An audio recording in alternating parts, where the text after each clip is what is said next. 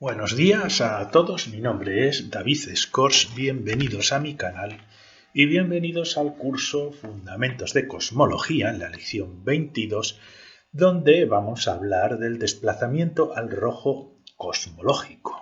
Si os interesan todos estos temas y seguir los cursos que estoy subiendo en mi canal, os invito a suscribiros a mi canal pinchando en el pequeño ratoncito que veréis durante la presentación aquí debajo. Pues bueno, esta lección viene después de haber completado las lecciones en las que hemos estudiado la inflación cosmológica, es decir, los modelos que nos hablan de cómo el universo pues, se va expandiendo. Y al final toda esta información es muy útil, es crítica, pero para poder modelar matemáticamente la evolución del universo tenemos que estudiar también sus orígenes y eso implica estudiar los confines más lejanos del universo, que son a su vez los que están más cerca de lo que llamamos Big Bang. Además, ya hemos hablado de estos temas debido a que Alfredo hizo algunas preguntas, pues cómo medir las distancias cosmológicas, ¿no? Una de las maneras que no hemos tratado es demasiado simple, es la medición de la disminución de la luminosidad de los objetos con el cuadrado de la distancia. Luego hay técnicas de paralelaje que son muy útiles para aquellos objetos que no estén muy alejados, pero para aquellos objetos que están muy cerca, digamos, de los confines del universo, muy cerca del Big Bang, los objetos más lejanos y que más información nos proporcionan sobre el origen de nuestro universo, para ello tenemos que estudiar el desplazamiento al rojo de la radiación debido a efectos puramente relativistas, es decir, a la expansión del espacio y a ese alargamiento de la longitud de onda de la radiación debido a que la radiación necesita mantener una velocidad constante. Os recomiendo, antes de ver esta lección, haber visualizado también la lección 14, el cambio de una era cosmológica, ya que es complementaria a esta lección. También es importante, debido a que estoy convencido de que habéis visto titulares en prensa pues de este estilo, ¿no? James Webb ha visto una galaxia minúscula en el universo más distante. O el universo primitivo no es como lo describen las teorías. James Webb se encuentra con un inquietante secreto cerca del Big Bang y descubren una de las primeras galaxias formadas tras el Big Bang. Hay muchas de estas noticias que son un poquito demasiado, como diría yo, sensacionalistas dentro de lo que es el campo, que parecen dar a entender que debido a los datos obtenidos por James Webb, eso pone en entredicho el modelo actual de cosmología, lambda, cold dark matter, y en realidad eso no es cierto, pero sí que esos datos son muy importantes para saber un poquito más en las condiciones iniciales del universo, que pueden ser muy variadas y que pueden dar lugar a esas diferencias que estamos observando en el universo primitivo, como lo vamos a ver al final de la presentación. Os recuerdo de las lecciones anteriores, y consideramos que aquí tenemos el Big Bang, ¿no? El universo pues, se va expandiendo, se va haciendo cada vez más grande y debido a que se va haciendo más grande, esa radiación que está presente en el universo primitivo pues se va haciendo más larga, ¿no? La longitud de onda va alargándose. Los fotones van adquiriendo una longitud de onda mucho más larga conforme nos vamos alejando de este origen Big Bang o del universo primitivo. En la lección que os he comentado anteriormente, eso lo asignamos desde el momento de la última recombinación, de la última dispersión de fotones.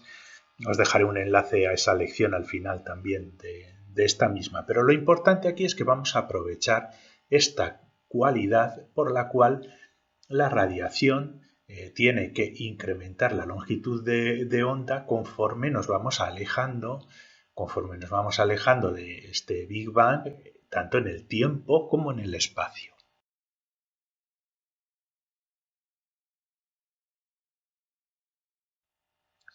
Así que la longitud de onda se alarga. Imaginémonos que aquí tenemos la longitud de onda pues en el Big Bang, ¿no? Y se ha emitido con una determinada longitud de onda que ponemos lambda con E de emisión. Esta es la longitud de onda con la cual se emite originalmente la radiación en el universo primigenio. Pero con el tiempo, pues bueno, el universo se ha ido expandiendo, el espacio ha ido agrandándose y con esto conlleva un incremento en la longitud de onda, y esta longitud de onda es la que observamos hoy en día. Por eso ponemos lambda O de observador. Entonces tenemos que diferenciar dos puntos: la longitud de onda del observador y la longitud de onda del emisor. Y esto nos va a ser muy útil para calcular un parámetro del cual seguro habéis oído todos vosotros, el parámetro K, que es muy importante a la hora de utilizarlo para identificar los objetos más lejanos y dónde y cuándo estaban. Así que vamos a comenzar con una pregunta. Bueno, ¿podemos calcular el cambio en la longitud de onda? Pues sí, es muy fácil. Cogemos y decimos que el cambio de la longitud de onda debido a la expansión del universo y al paso del tiempo como consecuencia es igual a la longitud de onda que observamos hoy en día menos la longitud de onda cuando se emitió esta longitud de onda. Es decir, como los objetos más lejanos están más cerca del Big Bang, la longitud de onda allí era más corta, pero lo que nosotros detectamos ahora es esta longitud de onda. Y si conocemos esta longitud y esta otra longitud, podemos saber cuánto ha cambiado la longitud de onda de una radiación específica. Esto no es realmente informativo. Vamos a poner un ejemplo. Imaginémonos que hemos detectado un cambio en la longitud de onda de 100 nanómetros, pero nos hemos enfocado en una radiación cuya longitud de onda en origen era 1 metro. Y hoy en día lo observamos, esta es la longitud de onda, pues ese metro, más lo que ha cambiado 100 nanómetros, que es 10 a la menos 7, por lo tanto prácticamente nada. Pero ahora fijémonos que estamos hablando de una longitud de onda muy cortita, de 200 nanómetros, a la hora de la emisión, y nosotros hemos detectado ese cambio en 100 nanómetros, es decir, los 200 nanómetros inicial más 100 nanómetros que hemos ganado por la expansión del universo. La longitud de onda de observación es en este caso 300 nanómetros, que sí es muy diferente de la longitud de onda de 200 nanómetros. Aquí sí que notaríamos la diferencia, mientras que en este caso pues la diferencia es prácticamente irrelevante. Así que lo que vamos a hacer para obtener un parámetro que nos cuantifique cuánto ha cambiado la longitud de onda y que nos sirva como parámetro de comparación, pues lo que vamos a hacer es, como todo en la vida, lo vamos a relativizar a la longitud de onda original. Es decir, si esto de aquí es el cambio en la longitud de onda, que son 100 nanómetros, podemos decir, bueno, pues vamos a calcular cuánto ha cambiado entre la longitud de onda cuando se emitió. Es como una especie de porcentaje, si veis aquí. Esta es la longitud de onda cuando se emitió y esto es lo que ha cambiado. Pues 10 a la menos 7 dividido entre 1 pues es aproximadamente un 10 a la menos 5% de cambio. Y eso es muy poquito. Esta radiación apenas ha cambiado con esa expansión del universo. Vamos a comparar ahora con el caso anterior de los 200 nanómetros. Entonces vemos que el cambio de esta longitud de onda cuando se emitió y la longitud de onda cuando la hemos medido pues son esos 100 nanómetros. Pero ahora estos 100 nanómetros lo vamos a poner relativo a la longitud de onda original. Y para ello lo que hacemos es dividir lo que ha cambiado entre el valor de la longitud de onda original. Entonces tenemos 100 entre 200. Y esto es un 0,5, que básicamente es un 50%. La longitud de onda, debido a la expansión del universo, ha crecido un 50%. Muchísimo, muchísimo, muchísimo más que en el caso anterior, donde era un 10 elevado a menos 5%. Por lo tanto, este parámetro que nos mide el cambio de la longitud de onda entre la longitud de onda en el tiempo de emisión o cuando se emitió esa radiación, nos es muy útil porque ahora es un parámetro relativo que nos permite decidir si ese cambio ha sido grande o pequeño. Ahora tenemos el cambio del 50% con este ejemplo. Pues bien, esta relación es el famoso parámetro K, que seguro que muchos de vosotros pues lo habéis oído y os habréis preguntado, bueno, ¿y qué es este parámetro? ¿Cómo se come? ¿Por qué se dice que un objeto muy distante en el universo tiene K igual a 7 o K igual a 9 o K igual a 3? ¿Qué significa eso? Pues significa esto. Es un parámetro que nos mide cuánto ha cambiado la longitud de onda en comparación con lo que medimos y cuando se emitió en comparación relativa a la longitud de onda cuando se emitió. Este es el famoso parámetro K.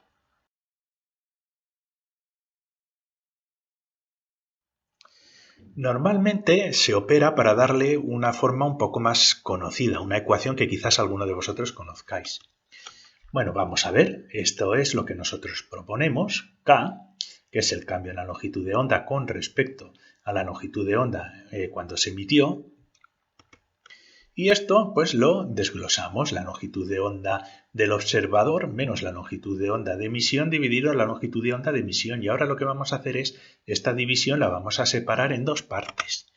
Así que vamos a tener la relación entre la longitud de onda observada y la emitida menos la longitud de onda emitida dividido la longitud de onda emitida. Esto es 1. Nos queda esta relación aquí con un menos 1 y ahora es frecuente pasarla al otro lado. Y nos queda esta ecuación que es famosísima a la hora de medir distancias de objetos muy lejanos, del corrimiento al rojo cosmológico, porque ese alargamiento en la longitud de onda implica que se está moviendo hacia un espectro más rojo. Pues esta es la famosa fórmula. 1 más K es igual a la relación entre la longitud de onda observada y la emitida. Y así se deja en función de esta relación. Una ecuación muy bonita.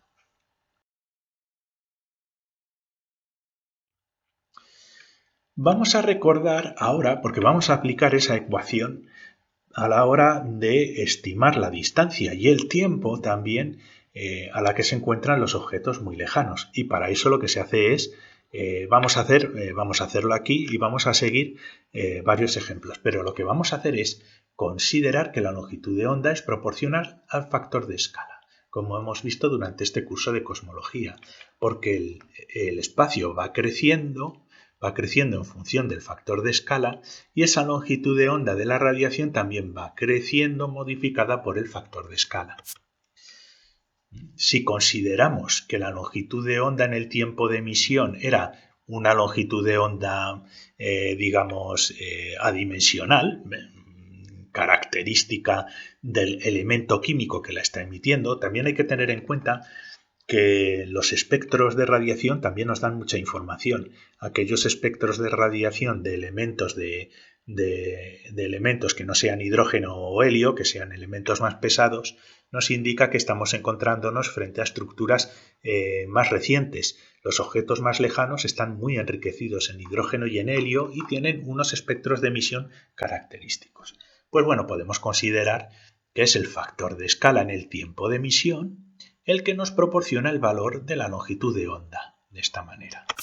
Y dejamos pasar el tiempo, por ejemplo, pues nosotros ahora tenemos un factor de escala que lo vamos a llamar factor de escala de observación que tenemos aquí y por lo tanto la radiación que detectamos hoy en día de estos objetos antiguos, pues su longitud de onda viene dada por el factor de escala, ya que es el factor de escala el que está proporcionándonos el tamaño de la longitud de onda en estos periodos distintos.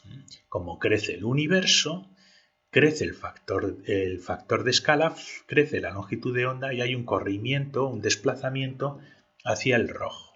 Pues muy bien, apliquemos la fórmula. Aquí tenemos la fórmula con la K, la longitud de onda del observador dividido a la longitud de onda del emisor. Y esto lo podemos poner así.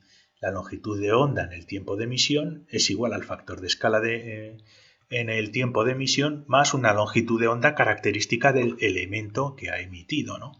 Y esto es cuando lo observamos. Y cuando se emitió, pues es prácticamente lo mismo, la longitud de onda del elemento característica, pero está modificada por el factor de escala en el momento en el que se emitió la radiación. Y esto nos permite simplificar estas longitudes de onda y nos queda esta relación súper importante donde 1 más k es igual a la relación entre el factor de escala en el tiempo de observación y el factor de escala en el tiempo de emisión.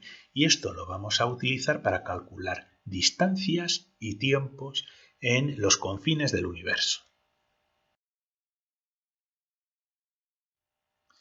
De esta manera, ahora nos relaciona esta ecuación el redshift, el desplazamiento al rojo, con la evolución del universo. Si tenemos aquí el universo que se va haciendo cada vez más grande con el tiempo y tenemos la longitud de onda que se va haciendo más grande, vamos a tener una relación, por ejemplo, si lo medimos aquí, entre la longitud de onda que medimos y la longitud de onda de emisión, va a ser prácticamente lo mismo que la relación entre el factor de escala cuando medimos y el factor de escala cuando se ha emitido la radiación, pues por ejemplo en el origen del universo. Y esto nos permite calcular estas distancias. Vamos a verlo con algún ejemplo.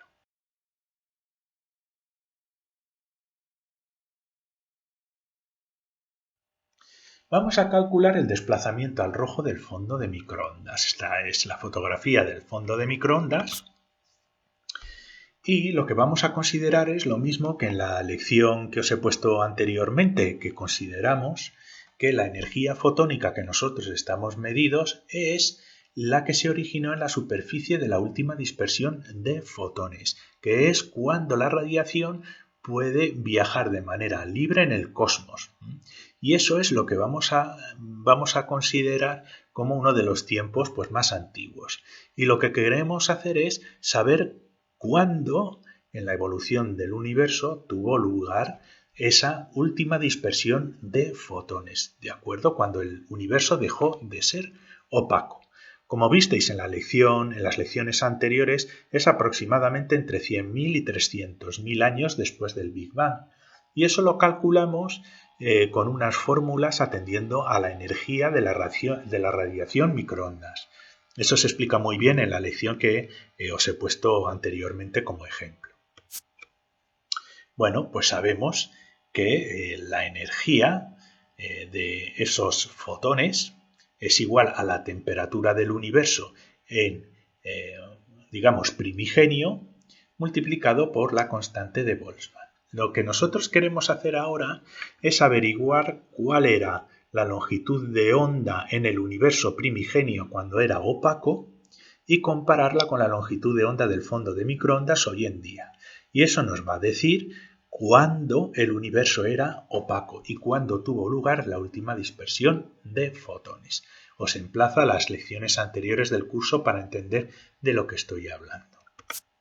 Pues muy bien, vamos a hacer las operaciones. La temperatura del universo primigenio cuando era opaco era de 3000 Kelvin. Es la temperatura en la cual los fotones no pueden circular libremente. Esta es la constante de Boltzmann y esto nos da una energía para la radiación en aquel momento, que es 4 por 10 elevado a menos 20 julios. Ahora tenemos que comprobar a qué longitud de onda equivale esa radiación primigenia. Pues bueno, conocemos la energía que la hemos calculado así de manera teórica. Como sabéis, la energía es la constante de Planck multiplicado por la frecuencia. Y gracias a esto podemos averiguar, sustituyendo la frecuencia por la velocidad de la luz dividido la longitud de onda, despejamos la longitud de onda, hacemos estos cálculos con la energía que hemos calculado de manera absolutamente teórica y nos sale que es aproximadamente 10 elevado a menos 33 milímetros la longitud de onda de esa radiación en el universo opaco. Esa es la longitud de onda en el tiempo de emisión en el universo primigenio. Vamos a calcular el redshift, ¿cómo se dice? El desplazamiento al rojo. Bien, esta es la longitud de onda que hemos calculado en el momento de emisión y esta es es el pico de la longitud de onda de la radiación microondas, que es la reliquia procedente de estos fotones antiguos.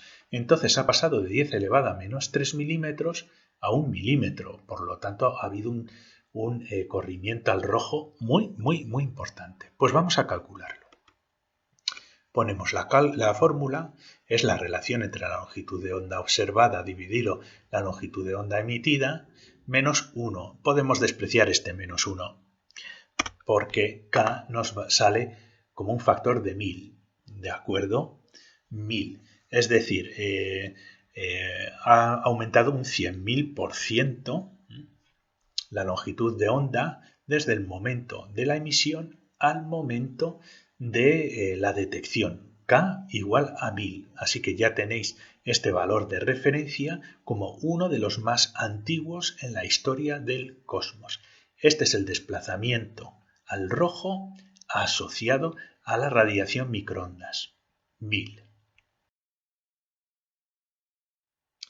Supongamos ahora, para poder calcular cuándo sucedió esto, cuándo se emitió esa luz, vamos a suponer nuestro modelo lambda cold dark matter, ¿sí? Pero dominado por materia, porque nosotros suponemos que desde nuestro momento de observación hasta el momento de la última dispersión de fotones, el universo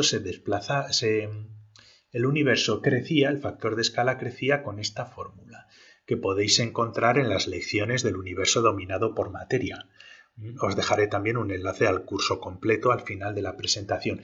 Entonces, básicamente, el factor de escala es igual a una constante multiplicada por el tiempo elevado a 2/3. Muy bien, pues ahora lo único que tenemos que hacer es, conocemos K, que va a ser 1000 o 1001 si queréis, y ahora vamos a saber la relación, tenemos que calcular la radiación entre el factor de escala ahora y el factor de escala a la hora de emitir durante la última dispersión de fotones, aplicando esta fórmula. Así que lo ponemos y, como veis, dado que las constantes son iguales en los dos factores de escala, esto va a ser igual a la relación entre nuestro tiempo en estos momentos, 14.000 millones de años, y el tiempo de emisión, T antes, elevado a 2/3. Hagamos los cálculos. Ponemos 1000 aquí, 14.000 millones de años, aquí el tiempo, volvemos a hacer las operaciones, 3 por 10 elevado a la cuarta, hemos elevado al cubo, hemos hecho la raíz cuadrada, es igual a 1,4 por 10 elevado a 10, dividido el tiempo anterior, y ahora vamos a despejar el tiempo de emisión, el tiempo donde los fotones se emitieron cuando el universo dejó de ser opaco. Y nos sale pues un valor muy cercano a los que habíamos calculado y a los valores que se consideran aceptables, a los valores que habíamos calculado en lecciones anteriores, de 300.000 años. Es decir, 300.000 años después del tiempo de coordenada cero, de lo que consideramos nosotros como Big Bang, después de 300.000 años es cuando el universo se volvió transparente y cuando los fotones que eran opacos, que estaban a 3000 Kelvin, comenzaron a moverse, ¿de acuerdo? Por lo tanto, podemos calcular la edad de la última dispersión de fotones simplemente con el desplazamiento al rojo de la radiación microondas. Y es uno de los eventos más antiguos que conocemos, 300.000 años después del Big Bang.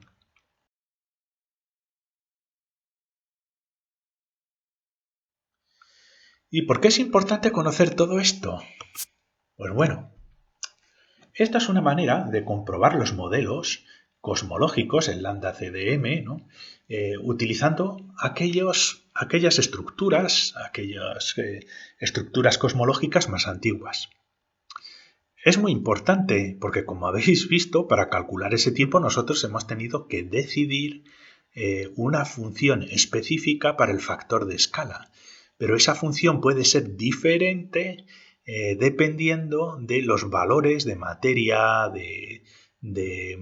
oscura, materia bariónica, de radiación y otras pequeñas variables que nos modifican la dinámica de estos modelos y por lo tanto es muy importante porque nos está dando el James Webb, nos está dando información de que quizás estos modelos tengamos que cambiarlos, no el modelo en sí, sino los parámetros. ¿Y en qué lo notamos? Pues bueno, es muy importante porque en los últimos trabajos se han detectado aquí galaxias y estrellas que tienen un corrimiento al rojo de z igual a 9.1, z igual a 7.5. Recordad que el fondo microondas tiene un z de 1000, o sea, esto tampoco es tan antiguo, digámoslo así, ¿no? Y bueno, pues hay ciertos parámetros en el modelo lambda CDM que nos indica la cantidad relativa de materia oscura frente a la materia bariónica y vemos que los datos que se están obteniendo están en el borde de los valores conocidos entre materia oscura y materia bariónica. Por lo tanto, estas galaxias que hay aquí son antiguas y son más pesadas, tienen demasiada materia luminosa de la que esperaríamos en los modelos. Esto de aquí sería lo que haría que de grandes desviaciones en nuestro modelo de lambda CDM. De aquí para aquí son valores más aceptables y los valores de estas galaxias están muy cerca de este borde que nos separa, un cambio muy radical en los modelos lambda CDM. ¿De acuerdo? El trabajo en cuestión es un trabajo de libre acceso, podéis bajarlo, donde se estudia una población de galaxias masivas muy grandes. Esto es lo que aproximadamente unos 600 millones de años después del Big Bang. Ya veis que estamos hablando de 600 millones de años, que realmente es poco tiempo, pero tampoco es que estemos hablando del fondo de microondas, que es lo que se considera, el comienzo del Big Bang, ¿no? 300.000 años después del tiempo de coordenada cero. Aquí tenemos los datos, creo que eran unas 12 o 16 galaxias con los redshifts que veis aquí como máximo 10, el fondo de microondas tiene 1000, una z igual a 1000, ¿no? Pero bueno, pues tenemos todos estos valores y esto de aquí son las masas estelares, que son un poquito mayores de lo que cabría, pero siempre, como ellos dicen en el trabajo, siempre y cuando sus estimaciones en los tamaños de las galaxias y estelares sean correctas, que tampoco pueden descartar pues que haya desviaciones o que hayan sobreestimado la masa de estas galaxias. Aquí tenemos las imágenes 1, 2, 3, 4, 5, 6 de 6 de estas galaxias que tienen un desplazamiento al rojo, una z aproximadamente entre 7 y 9. Y nosotros vamos a aplicar nuestra formulilla, esa tan fácil que habéis visto anteriormente, para conocer la edad y la distancia a la que están estas galaxias. Pues aplicamos la fórmula 1 más k, el tiempo ahora, tiempo antes, elevado a 2/3. Ponemos en el caso del z igual a 7, es igual a t ahora entre t antes. Aquí si queréis podéis sumarle o restarle, tampoco va a dar gran diferencia, un 1, un 2, no es muy relevante. Podéis hacerlo, yo he dejado el 7 ahí y después compararemos con el 9 elevado a 2/3, entonces hacemos la operación. El corrimiento al rojo elevado al cubo y con la raíz cuadrada es 1652, esta es la relación. Sabemos que el tiempo ahora son 14.000 millones de años, por lo tanto tenemos que dividir 14.000 millones de años entre 16,52. Y aquellas galaxias que tienen una z de 7, pues a mí me sale 850 millones de años después del tiempo de coordenada cero, digamos, después del tiempo del Big Bang. En el paper han calculado pues eso, unos 600 millones de años de media, ¿no? Utilizando z igual a 7 con el modelo del factor de escala dependiente de materia, a mí me sale 850 millones de años, que pues está muy bien, es bastante reciente para las galaxias. Ahora veamos las galaxias con el redshift 9 y a mí me sale 518 millones de años. Como veis, entre 500 y 800 pues está 600, ¿no? Aproximadamente estas galaxias están detectadas después de 600 millones de años, después del Big Bang, y son unas galaxias muy masivas. Están en el borde de los datos aceptados del modelo actual lambda CDM. Pero vuelvo a insistir, todo depende también de si las masas que se han calculado para estas galaxias pues son fiables.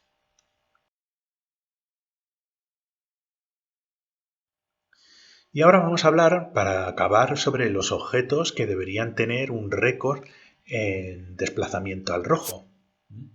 Y el récord lo tiene dentro de las galaxias, esta galaxia GN con Z11, que os podéis imaginar que este Z11 es su desplazamiento al rojo.